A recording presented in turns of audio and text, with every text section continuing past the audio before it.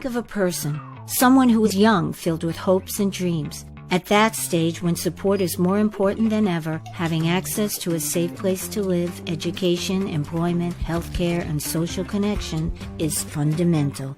Can you imagine being deprived of these because of who you are? Young LGBTIQ+ people are often left without a home, without community or government protection while facing constant discrimination and violence. Now think of that same young person again. This time, they are not only dreaming, but they are thriving.